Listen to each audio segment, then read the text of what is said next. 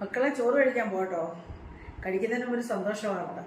ഞാനിവിടെ ചോറ് കൊടുക്കുന്ന കുറേ പട്ടികളുണ്ടായിരുന്നു. അതിൻ്റെ കുഞ്ഞു പട്ടികൾ 2 ഉണ്ടായിരുന്നു കേട്ടോ. അവരെ നല്ല ഉശിരുള്ള 2 പട്ടികളായിരുന്നു. അതിലൊരെണ്ണം എന്നോട് ഇണക്കമായിരുന്നു.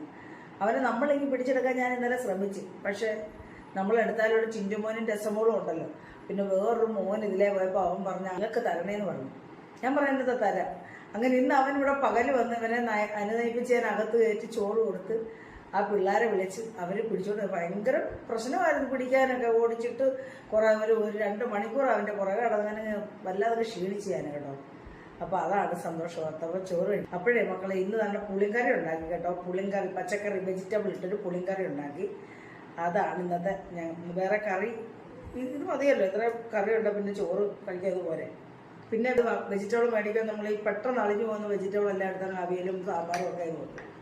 അങ്ങനെ ഉണ്ട്, അവിയലും വെച്ചു. പിന്നെ മക്കളെ മത്തി ഒരു നെയ്യല്ലയോ, അതുകൊണ്ട് കറി വെച്ചില്ലാട്ടെ. ഇത് വറ്റിക്കുമല്ല, അല്ല പൊള്ളിച്ച്.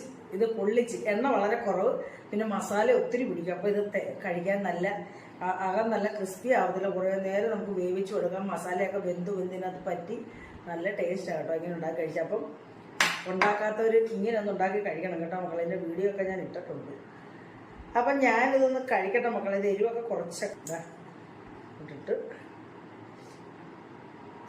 2 മത്തിയാനും കേട്ടോ, നല്ല ടേസ്റ്റാണ്.